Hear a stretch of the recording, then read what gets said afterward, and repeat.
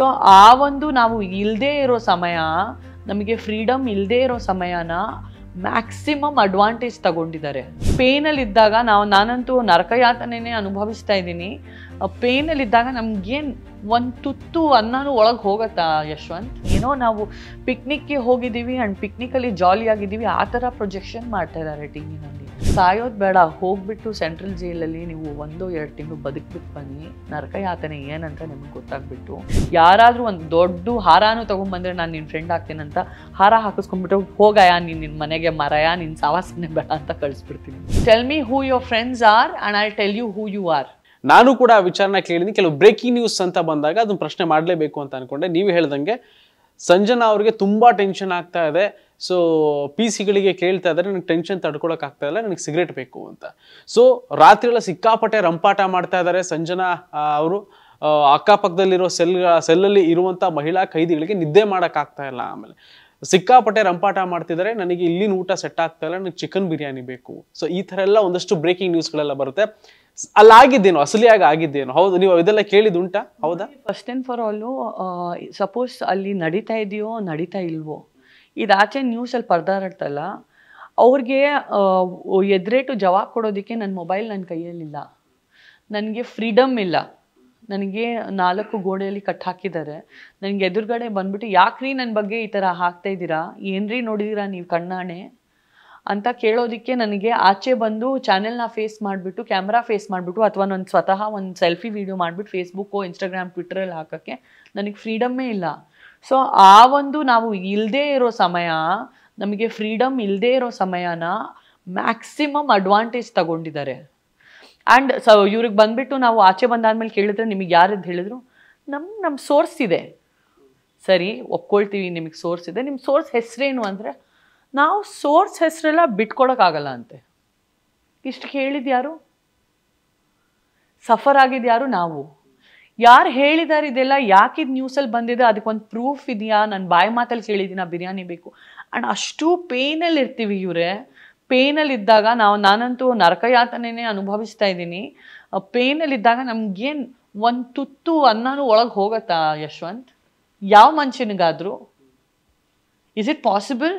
ಹಬ್ಬದ ಥರ ನಾವು ಕೂತ್ಕೊಂಡು ಚಿಕನ್ ಬಿರಿಯಾನಿ ತಿನ್ನೋದು ಅದು ಸಾಧ್ಯನಾ? ಸೈಕಲಾಜಿಕಲಿ ಎಷ್ಟು ಹ್ಯಾರೆಸ್ಮೆಂಟ್ ನಡೀತಾ ಇದೆ ನಮಗೆ. ಇಲ್ಲ, ಊಟನೇ ಸೇರಲ್ಲ ಹೊಟ್ಟೆಗೆ. ಫೊಗೆಟ್ ಅಬೌಟ್ ಜೈಲ್ ಊಟ, ನೀವು ಅದ್ಭುತವಾದ ಹಬ್ಬದ ಊಟನೂ 20 ಐಟಮ್ ತಂದಿಟ್ರು ಅದು ಒಳಗೆ ಹೆಂಗಿತ್ತ ಹೋಗುತ್ತೆ.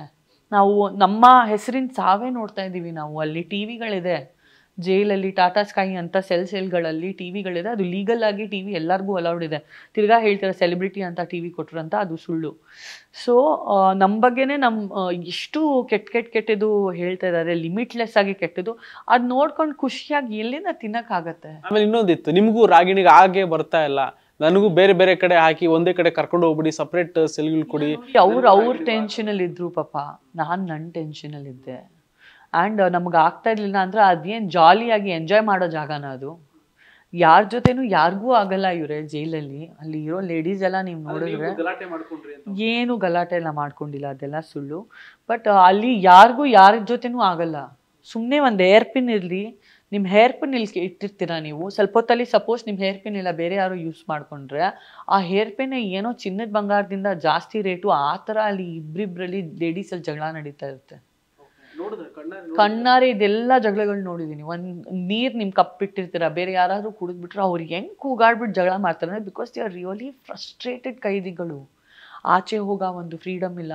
ಆ್ಯಂಡ್ ಕೋವಿಡಲ್ಲಂತೂ ಎಷ್ಟು ವರ್ಸ್ಟ್ ಇತ್ತು ಅಂದರೆ, ಆಚೆಯಿಂದ ಒಂದು ಸಾಮಗ್ರಿನೂ ಒಳಗೆ ಬರೋಂಗಿಲ್ಲ, ಒಂದು ಚಿಪ್ಸ್ ಪ್ಯಾಕೆಟು ಆಚೆಯಿಂದ ಬರೋಂಗಿಲ್ಲ, ಯಾಕಂದರೆ ಅದ್ರ ಮೇಲೆ ಕೊರೋನಾ ವೈರಸ್ ಇರುತ್ತೆ ಅಂತ, ವೈರಸ್ ಜೊತೆಗೆ ತರಿಸ್ಕೊಳ್ತಾರಂತ. ಆ ಫ್ರಸ್ಟ್ರೇಷನಲ್ಲಿ ಯಾರೂ ಫ್ಯಾಮ್ಲಿ ನೋಡೋ ಫ್ರೀಡಮ್ ಇಲ್ಲ, ಫೋನ್ಗಳ ವ್ಯವಸ್ಥೆ ಇಲ್ಲ, ಏನು ನಡೀತಾ ಇದೆ ಗೊತ್ತಿಲ್ಲ. ಟಿ ವಿನಲ್ಲಿ ಬರೀ ಸುಳ್ಳು ಕೂಗಾಟ, ಬರೀ ಸುಳ್ಳು ಕೂಗಾಟ. ಏನೋ ನಾವು ಪಿಕ್ನಿಕ್ಗೆ ಹೋಗಿದ್ದೀವಿ ಆ್ಯಂಡ್ ಪಿಕ್ನಿಕಲ್ಲಿ ಜಾಲಿ ಆಗಿದ್ದೀವಿ ಆ ಥರ ಪ್ರೊಜೆಕ್ಷನ್ ಮಾಡ್ತಾ ಇದ್ದಾರೆ ಟಿ ವಿನಲ್ಲಿ. ಬರೀ ದೌರ್ಜನ್ಯ ಇದು, ಓನ್ಲಿ ಎಕ್ಸ್ಪ್ಲಾಯ್ಟೇಷನ್. ನಿಮ್ಮ ಆ್ಯಬ್ಸೆನ್ಸ್ನ ಹೇಗೆ ಬಳಸ್ಕೊಬೇಕು ಅಂತ ಕೆಲವೊಂದು ಮಾಧ್ಯಮಗಳಲ್ಲಿ ಕೆಲವೊಂದು ಚಾನೆಲ್ಸ್ ಇದೆ, ಅವ್ರ TRPಗೋಸ್ಕರ ಸ್ವತಃ ಅವ್ರ ಪರಿವಾರವನ್ನು ಹರಾಜು ಮಾಡಿಬಿಡ್ತಾರೆ. ನಾವಂತೂ ಅವ್ರ ಪರಿವಾರ ಇಲ್ಲ. ಸೊ ಒಂದು ಸೆಲೆಬ್ರಿಟಿ ಹೆಸರು ಸಿಕ್ಕಿ ಬಿದ್ದರೆ ಈ ಥರ ಸಂಘಟನೆಯಲ್ಲಿ they will really harass you like anything. 2.5 months daily ಇದೇ ಥರ ಕಳೆದ್ರೆ ಇಲ್ಲ, ತುಂಬ ನೋವಲ್ಲಿ ಕಳೆದ್ವಿ. ಆ್ಯಂಟಿ ಡಿಪ್ರೆಸೆಂಟ್ ಟ್ಯಾಬ್ಲೆಟ್ಸ್ ತಗೊಳ್ತಾ ಇದ್ದೀನಿ, ನಿದ್ದೆ ಇಲ್ಲ, ಮತ್ತು ಕರ್ಗ್ ಹೋಗ್ತಾ ಇದ್ದೀನಿ. ಆಚೆ ನನ್ನ ಹಸ್ಬೆಂಡ್ 25-30 kilos ವೆಯ್ಟ್ ಕಮ್ಮಿ ಆಗೋಗಿದ್ದಾರೆ. ಅವ್ರನ್ನ ನೋಡಿಬಿಟ್ಟು ನಮ್ಮ ಅತ್ತೆಗೆ ಸ್ಟ್ರೋಕ್ ಆಗೋಗಿದೆ. ನನ್ನ ಅತ್ತೆ 82 year old. ಅವ್ರೇನು ಲಿಟ್ರಲಿ ಅವರು ಹಾಸ್ಪಿಟ್ಲಲ್ಲಿ ಅಡ್ಮಿಟ್ ಆಗಿದ್ದಾರೆ. ನನಗೆ ಮತ್ತು ಹೆಲ್ತ್ ಪ್ರಾಬ್ಲಮ್ಮು, ನನಗೆ ಇಲ್ಲಿ ಸ್ಟಮಕಲ್ಲಿ ರೈಟ್ ಹ್ಯಾಂಡ್ ಸೈಡಲ್ಲಿ ತುಂಬ ಹೆವಿ ಆದ ಪೇಯ್ನ್ ಸ್ಟಾರ್ಟ್ ಆಗೋಯಿತು ನನಗೆ. ಅದರಿಂದಾನೇ ನನಗೆ ಆಚೆ ಬೇಲಲ್ಲೂ ಕಳಿಸಲಾಗಿತ್ತು. So there were so many challenges that we had to face. ಆ ಒಂದು ಯಾತನೆ ನೋಡಿದ್ರೆ, ಸಾವಾದ್ಮೇಲೆ ಜನ ನರಕ ಯಾತನೆ ಮಾಡ್ತಾರಲ್ಲ, ಸಾಯೋದು ಬೇಡ, ಹೋಗ್ಬಿಟ್ಟು ಸೆಂಟ್ರಲ್ ಜೈಲಲ್ಲಿ ನೀವು 1-2 ತಿಂಗಳು ಬದುಕ್ಬಿಟ್ಟು ಬನ್ನಿ. ನರಕ ಯಾತನೆ ಏನಂತ ನಿಮಗೆ ಗೊತ್ತಾಗ್ಬಿಟ್ಟು ಎಲ್ಲನೂ ಎಷ್ಟು ನೀವು ಕೇರ್ಫುಲ್ ಆಗಿ ಹೋಗ್ತೀರಾ ಲೈಫಲ್ಲಿ, ನೀವು ಬರೀ ಪುಣ್ಯದ ಕೆಲಸಗಳೇ ಮಾಡೋಕ್ಕೆ ಸ್ಟಾರ್ಟ್ ಮಾಡಿಬಿಡ್ತೀರಾ. ಆ್ಯಂಡ್ ನಿಮಗೆ ಯಾರು ಫ್ರೆಂಡ್ಸೇ ಬೇಡ ಅಂತ ಅನ್ನಿಸ್ಬಿಡುತ್ತೆ. ಅದೊಂದು ತುಂಬ ಪಾಪ್ಯುಲರ್ ಸೇಯಿಂಗ್ ಇದೆ ಇಂಗ್ಲೀಷಲ್ಲಿ, tell me who your friends are and I tell you who you are. ನಿಮ್ಮ ದೋಸ್ತಗಳು ಎಂಥವ್ರು, ಯಾರು, ಏನು ಸ್ಟೇಟರ್ ಅಂತ ನನಗೆ ನೀವು ತಿಳಿಸಿ, ನಿಮ್ಮ ಅವಕಾತು ನಾನು ನಿಮಗೆ ಹೇಳ್ತೀನಿ. ಓಕೆ, ಅದೇ ನನ್ನ ಜೊತೆ ನಡೆದಿದ್ದು. ಅದಕ್ಕೇ ದೊಡ್ಡ ಸೆಲೆಬ್ರಿಟೀಸ್ ಇರೋರು ಮ್ಯಾಕ್ಸಿಮಮ್ ಜನ ಫ್ರೆಂಡ್ಸೇ ಇಟ್ಕೊಳ್ಳಲ್ಲ. ಇವರೇ ಪಬ್ಲಿಕ್ ಫಂಕ್ಷನಲ್ಲೂ ಬಂದರೆ ಏಕಾಂತವಾಗಿ ಬರ್ತಾರೆ. ಲೆಫ್ಟಲ್ಲಿ ಇವ್ನು ನನ್ನ ಗೆಳೆಯ, ಇವಳು ನನ್ನ ಗೆಳತಿ ಅಂತ ಯಾರು ಸವಾಸನೇ ಬೇಡ. ಅವ್ನು ಏನಾದರೂ ಮಾಡಿದ್ರೆ ಇವ್ರ ಮೇಲೆ ಬರುತ್ತೆ, ಇವಳು ಏನಾದರೂ ಮಾಡಿದ್ರೆ ಅವ್ರ ಮೇಲೆ ಬರುತ್ತೆ. So it's better to be alone and better to be only with your family ಅಂತ ನನಗೆ ಅತ್ಯುತ್ತಮವಾದ ಕಾಸ್ಟ್ಲಿ ಪಾಠ ಈ ಒಂದು ಇನ್ಸಿಡೆಂಟ್ ಮೂಲಕ ನಾನು ಕಲ್ತಿದ್ದೀನಿ. ಓಕೆ, ನಿಮ್ಮೇಲೆ ಯಾರಿಗಾದ್ರೂ ದ್ವೇಷ ಇದೆಯಾ? ಈ ಒಂದು ಹಣ ಕೊಟ್ಟಾದ್ಮೇಲೆ ನಾವು ಯಾರಿಗಾದ್ರೂ, ನಿಮ್ಗೆ ಯಾರಾದರೂ ಬೆಸ್ಟ್ ಫ್ರೆಂಡ್ ಆಗಿದ್ದಾರೆ ಅಂದರೆ ಯಶ್ವಂತ್, ನೀವು ಅವ್ರಿಗೊಂದು 10,000 ಲೋನ್ ಕೊಡಿ. ಅದಾದಮೇಲೆ ಆ 10,000 ಲೋನು ನೀವೊಂದು 5 ಸಲ ಕೇಳಿ, ಕೊಡ್ತೀನೋ ಅಂತ ಹೇಳ್ತಾರೆ. 6ನೇ ಸಲ ಯಾಕೋ ಇಷ್ಟು ಸಲ ಕೇಳ್ತಾ ಇದೆಯಾ ಅಂತ ಹೇಳ್ತಾರೆ. 7ನೇ ಸಲ ಕೊಡಲ್ಲ, ಹೋಗು, ಏನು ಮಾಡ್ಕೊಳ್ತೀಯ ಮಾಡ್ಕೊ ಅಂತ ಹೇಳ್ತಾರೆ. ಆ ಬೆಸ್ಟ್ ಫ್ರೆಂಡ್ಸ್ ಆದವನ್ನ ಅವನೇ ನಿಮ್ಮ ಮೇಲೆ ಹೇಗೆ ದ್ವೇಷ ಮಾಡಿಬಿಟ್ಟು ಹೇಗೆ ನಿಮ್ಮನ್ನು ಖಲಾಸ್ ಮಾಡಬೇಕು ಅಂತ ನೋಡ್ತಾ ಇರ್ತಾನೆ. ಸೊ ನೀವು ಯಾರಿಗಾದ್ರೂ ಬೆಸ್ಟ್ ಫ್ರೆಂಡ್ನ ಕಳ್ಕೊಬೇಕು ಅಥವಾ ಆತ್ಮೀಯರನ್ನ ಕಳ್ಕೊಬೇಕಂದ್ರೆ ಬರೀ ಒಂದು 10,000 ರೂಪಾಯಿ ಕೊಟ್ಟು ನೋಡಿ, ಎಷ್ಟು ದ್ವೇಷ ಆಗೋಗುತ್ತಂದರೆ, ಏನು ಅಂದ್ಕೊಳ್ತಾ ಇದ್ದಾರೆ, ನಾನೇನು ತಿನ್ಬಿಡ್ತೀನಿ ಅವ್ರ ದುಡ್ಡು, ಕಾಯಕ್ಕಾಗಲ್ವಾ, 6 ತಿಂಗಳೇ ಆಗಿದೆ ಕೊಟ್ಬಿಟ್ಟೀಗ, ನೀನು ಸತ್ತೋಗ್ತಾ ಇದ್ದೀನ ನಾನು, ಎಂಥವಳು ಅವಳು ಅಂತ ಆ ಲೆವೆಲ್ಗೆ ಬಂದು ಇಳಿತಾರೆ. ಅದೇ ನನ್ನ ಜೊತೆ ಆಗಿದ್ದು. ಈಗ ಚೆಕ್ ಬೌನ್ಸ್ ಕೇಸ್ಗಳು ನಡೀತಾ ಇದೆ. ಚೆಕ್ ಬೌನ್ಸ್ ಕೇಸ್ಗಳು ಹೆವಿ 6 ಚೆಕ್ ಬೌನ್ಸ್ ಕೇಸಸ್ ನಡೀತಾ ಇದೆ ಆಲ್ಟುಗೆದರ್. ಆಮೇಲೆ ಆ ಒಂದು ಟೈಮಲ್ಲಿ ಪೊಲಿಟಿಕಲ್ ಪಾರ್ಟಿ ಒಂದಷ್ಟು ನೇಮ್ಗಳು ಕೂಡ ಬರುತ್ತೆ, ಪೊಲಿಟಿಕಲ್ ಅಲ್ಲಿ ಇರೋದು ಒಂದಷ್ಟು ನೇಮ್ಗಳೆಲ್ಲ ಬರುತ್ತೆ. ಅದ್ರ ಕೈವಾಡ ಇದೆ ಅಂತ ಅನ್ಸುತ್ತಾ ನಿಮಗೆ? ಪೊಲಿಟಿಕಲ್ ಬ್ಯಾಕ್ ನನಗೆ ಗೊತ್ತಿಲ್ಲ ಇವರೇ ನೋಡಿ, ಯಾವಾಗ ಕಣ್ಣಲ್ಲಿ ನೋಡದೇ ಇರೋದನ್ನ ನಾವು ಇವ್ರ ಇನ್ವಾಲ್ವ್ಮೆಂಟ್ ಇದೆ ಅವ್ರ ಇನ್ವಾಲ್ವ್ಮೆಂಟ್ ಇದೆ ಅಂತ ಹೇಳಲಿಕ್ಕಾಗಲ್ಲ. ನನಗೆ ನನ್ನ ಜೀವನ, ನನ್ನ ಚೌಕಟ್ಟು, ನನ್ನ ಗಂಡ, ಆವಾಗ ನನಗೆ ಅವ್ರ ಫಿಯಾನ್ಸೆ ಆಗಿದ್ರು, ನನ್ನ ಪರಿವಾರದವರು, ನನ್ನ ಕೆಲವೊಂದು 3-4 ಫ್ರೆಂಡ್ಸ್ ಆ ಟೈಮ್ ಇದ್ದರು. ಈಗ ಆ ಫ್ರೆಂಡ್ಸು ಯಾರೂ ಇಲ್ಲ, 0 ಫ್ರೆಂಡ್ಸ್ ಇಟ್ಕೊಂಡಿದ್ದೀನಿ ನನ್ನ ಜೀವನದಲ್ಲಿ. ಯಾರಾದರೂ ಒಂದು ದೊಡ್ಡ ಹಾರಾನು ತೊಗೊಂಬಂದರೆ ನಾನು ನಿನ್ನ ಫ್ರೆಂಡ್ ಆಗ್ತೀನಂತ ಹಾರ ಹಾಕಿಸ್ಕೊಂಡ್ಬಿಟ್ಟು ಹೋಗಯ್ಯ ನಿನ್ನ ಮನೆಗೆ ಮರಯ, ನಿನ್ನ ಸಾವಾಸನೆ ಬೇಡ ಅಂತ ಕಳಿಸ್ಬಿಡ್ತೀನಿ. ಸೊ ಅಷ್ಟು ಜೋಪಾನ ಹೋಗಿದ್ದೀನಿ ನಾನು. ಚೆನ್ನಾಗಿ 5 ನಿಮಿಷ ಮಾತಾಡಿದ್ವಿ, ಅದೇ ಫ್ರೆಂಡ್ಶಿಪ್. ಖಾರ ಹಾಕ್ದ ಅಂತ 5 ತಿಂಗಳು 5 ವರ್ಷ ಫ್ರೆಂಡ್ಶಿಪ್ ಎಲ್ಲ ಯಾರ ಜೊತೆನೂ ಬೇಡ. ಯಾರ್ಯಾರು ಬಂಡವಾಳ ಜೀವನದಲ್ಲಿ ಏನೇನು ಮಾಡ್ಕೊಂಡು ಬಂದಿದ್ದಾರಂತ ನಮಗೆ ಗೊತ್ತೇ ಆಗಲ್ಲ. ಅಂದರೆ ಒಂದು ಫ್ರೆಂಡ್ಶಿಪ್ಪಿಂದ ನೀವು ಕಲ್ತಿರೋದು ಭಾಳ ಇದೆ. ಫ್ರೆಂಡ್ಶಿಪ್ ಅನ್ನೋದು ಇರಲೇಬಾರ್ದು ಇವರೇ, because friendship does not last for ever. ಸ್ವಾರ್ಥ ಇದೆಯಾ ಅವ್ರಿಗೆ ನಿಮ್ಮಿಂದ ಕೆಲಸ ಇದೆಯಾ? ನಿಮ್ಮ ಫ್ರೆಂಡ್ಸ್ ಅಂದರೆ ನೀವು ನಿಮ್ಮ ರಕ್ತದ ರಿಲೇಷನ್ಶಿಪ್ಪಿಂದನೂ ಜಾಸ್ತಿ ಅಂತ ನಿಮ್ಮನ್ನ ಭರವಸೆ ನೀಡಿಸಿ ನಿಮ್ಮಿಂದ ಎಲ್ಲ ಕೆಲಸಗಳು ಮಾಡಿಸ್ಕೊಂಡ್ಬಿಡ್ತಾರೆ ಜನ. ಕೆಲಸ ಆದಮೇಲೆ ನಿಮಗೆ ಆ್ಯಕ್ಚುಲ್ ಟ್ರೂ ಫ್ರೆಂಡ್ಶಿಪ್ ಏನಂತ ಆಮೇಲೆ ಗೊತ್ತಾಗುತ್ತೆ. ಸೊ ಫಸ್ಟ್ ಸ್ಟೆಪ್ಪು ಫ್ರೆಂಡ್ಶಿಪ್ ಮಾಡ್ಕೊಂಡ್ರೇ ತಾನೇ ಇದೆಲ್ಲ ಆಗೋದು. ಫ್ರೆಂಡ್ಶಿಪ್ಪೇ ಮಾಡ್ಕೊಬೇಡಿ, ನೀವೇ ಇರಿ, ಜಿಮ್ಮಿಗೆ ಹೋಗಿ ಯೋಗ ಮಾಡಿ, ಒಳ್ಳೆ ವೆಬ್ ಸೀರೀಸ್ ನೋಡಿ, ನಿಮ್ಮ ತಂದೆ ಜೊತೆ ಇರಿ, ನಿಮ್ಮ ತಾಯಿನ ನಿಮ್ಮ ಬೆಸ್ಟ್ ಫ್ರೆಂಡ್ ಮಾಡ್ಕೊಳ್ಳಿ, ನಿಮ್ಮ ಹಸ್ಬೆಂಡ್ನ ನಿಮ್ಮ ಬೆಸ್ಟ್ ಫ್ರೆಂಡ್ ಮಾಡ್ಕೊಳ್ಳಿ, ನಿಮ್ಮ ಮಗುನಲ್ಲಿ ಕಳ್ಕೊಂಡಿರಿ ನೀವು. So just B lost in your family, that is more than enough. ನಾವು ಸತ್ತರೆ ನಮಗೆ ಬೇಕಾಗದ್ದು 4 ಜನ ಎತ್ಕೊಂಡು ಹೋಗೋಕೆ ಹಗಲ ಮೇಲೆ. ನನ್ನ ಹತ್ರ ಆಲ್ರೆಡಿ 40 ಜನ ನನ್ನ ಪರಿವಾರದಲ್ಲಿದ್ದಾರೆ. ಆಚೆರೋರು ಬೇಡಪ್ಪ, ದೊಡ್ಡ ನಮಸ್ಕಾರ, ಆಚೆರೋರು ಬೇಡ. ನಾನು ಹೋದ್ರೂ ತುಂಬ ಪ್ರೀತಿಯಿಂದ ಮಾತಾಡ್ತೀನಿ. ಇಷ್ಟೆಲ್ಲ ಕಹಿಯಾಗಿ ನಾನು ಮಾತಾಡಲ್ಲ. ಇದು ನನ್ನ ಅನುಭವ ಹೇಳ್ಕೊಳ್ತಾ ಇದ್ದೀನಿ. ಹಗಲು ರಾತ್ರಿ ನಾನು ಈ ಥರ ಕಹಿ ಮನುಷ್ಯ ಅಂತೂ ಅಲ್ಲ.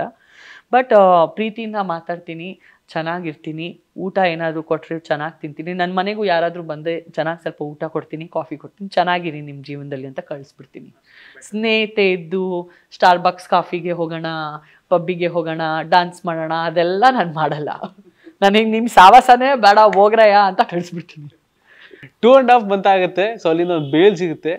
ಆಚೆ ಕಡೆ ಬರ್ತಿದ್ದಂಗೆ ಅವನ ಫೇಸ್ ಹೆಂಗಿತ್ತು? ಯಾಕಂದ್ರೆ ಸಂಜನಾ ಗಲ್ರಾನಿ ಅಂದ್ರೆ ಒಂದು ಸೆಲೆಬ್ರಿಟಿ, ಒಂದು ಹೀರೋಯಿನ್ ತರ ನೋಡಿದಂತ ಜನ ಆಫ್ಟರ್ 2.5 months ಅದರಿಂದ ಆಚೆ ಬಂದಾಗ ನಿಮ್ಮನ್ನು ನೋಡಕ್ ಸ್ಟಾರ್ಟ್ ಮಾಡಿದ ರೀತಿ ಹೆಂಗಿತ್ತು? Very bad.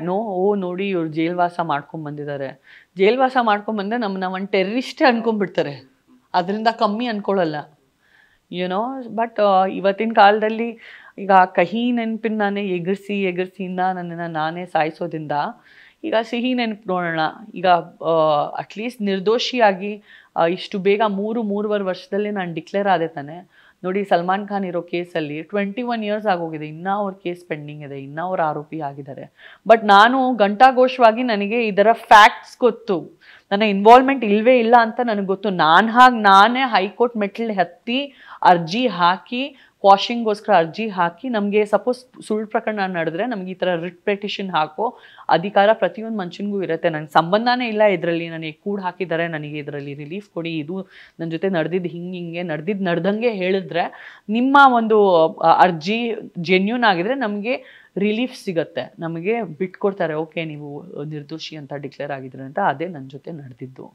ಹಾಗಾಗಿ ಕೇಸಸ್ ಬೇಗ ನಾನು ಅಷ್ಟು ಫೈಟ್ ಮಾಡಿ, ಅಷ್ಟು ಲಾಯರ್ಗಳ ಹತ್ರ ಹೋರಾಡಿ ಹೋಗಿರೋದ್ರಿಂದಾನೇ ನನ್ನ ಈ ಒಂದು ಕೇಸ್ ಬಿದ್ದಿರೋದು.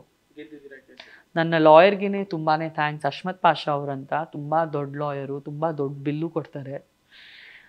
ಬಟ್ ನನಗೆ ತಿನ್ನಕ್ಕೆ ಊಟ ಇಲ್ಲ ಅಂದರೂ ಪರವಾಗಿಲ್ಲ, ನಂದು ಏನು ಜ್ಯುವೆಲ್ರಿ ಇದೆ ಅದು ಕೊಟ್ಬಿಡ್ತೀನಿ, ಬಟ್ ನನಗೆ ಈ ಒಂದು ಅಲಿಗೇಷನಿಂದ ತೆಗೀರಿ ಅಂತ ನಾನು ಭಗವಂತನಲ್ಲಿ ಕೇಳ್ಕೊಂಬಿಟ್ಟು ನನಗೆ ಆದಷ್ಟು ಬೇಗ ರಿಲೀಫ್ ಕೊಡಿಸಿ ಸರ್ ಅಂತ ಅವ್ರ ಮುಂದೆ ಹೋಗ್ಬಿಟ್ಟು ಕಣ್ಣೀರು ಹಾಕಿ ಅವ್ರಿಗೆಲ್ಲ ಎಕ್ಸ್ಪ್ಲೇನ್ ಮಾಡಾದ್ಮೇಲೆ ಅವರು ನನ್ನ ಪರವಾಗಿ ಫೈಟ್ ಮಾಡಿಬಿಟ್ಟು ತುಂಬ ಕಷ್ಟಪಟ್ಟು ಫೈಟ್ ಮಾಡಿದ್ರು ನಮ್ಮ ಲಾಯರ್ ಹಶ್ಮತ್ ಪಾಷಾ ಸರು. ಇವತ್ತು ಇದರಿಂದ ನಾವು ಆಚೆ ಬಂದಿದ್ದೀವಿ ಅಂದರೆ ಏಕಾಂಗಿ ಹಶ್ಮತ್ ಪಾಷಾ ಸರ್ ನನ್ನ ಲಾಯರೇ ಇದಕ್ಕೆ ನನ್ನ ಬೆನ್ನು ಹಿಡ್ದಿದ್ದು, ಮತ್ತು ನನ್ನ ಗಂಡ ನನ್ನ ಬೆನ್ನು ಹಿಡ್ದಿದ್ದು ಅಂತ ಹೇಳಿದ್ರು.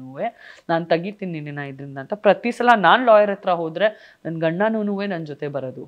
ಆ್ಯಂಡ್ ನಮ್ಮ ಲಾಯರ್ ಹೆಂಗಂದ್ರೆ ರಾತ್ರಿ 10:30-11 ಗಂಟೆಗೆ ಸಿಗ್ತಾರೆ. ಅವರು ಆಫೀಸ್ಗೆ ಬರೋದು ನೈಟ್ 9 o'clock ಇಂದ ನೈಟ್ 3 o'clock ಅವರಲ್ಲಿ ಇರ್ತಾರೆ. ಎಲ್ಲ ಅರ್ಜಿನಾಮಗಳು ಯಾರ್ಯಾರು ಹಾಕಕ್ಕೆ ಬಂದಿದ್ದಾರೆ ಅವ್ರ ಹತ್ರ ಅಂತ. ನನ್ನ ಹಸ್ಬೆಂಡೇ ನನಗೆ ಕೈ ಹಿಡಿದ್ಬಿಟ್ಟು ನಾನು ನಿಂತ್ಕೊಳ್ತೀನಿ ಬಾ ನಿನ್ನ ಪರವಾಗಿ ಅಂತ. ಡಾಕ್ಟರ್ ಅಜೀಜ್ ಅಂತ ನನ್ನ ಹಸ್ಬೆಂಡು, ವ್ಯಾಸ್ಕ್ಯುಲರ್ ಸರ್ಜನ್ ಇನ್ ಮಣಿಪಾಲ್ ಹಾಸ್ಪಿಟಲ್ ಬ್ಯಾಂಗ್ಳೂರ್ ಅಂತ. ನಾವಿಬ್ಬರೇ ಇದ್ರ ಜೊತೆ ಫೈಟ್ ಮಾಡಿ ಆಚೆ ಬಂದಿದ್ದೀವಿ.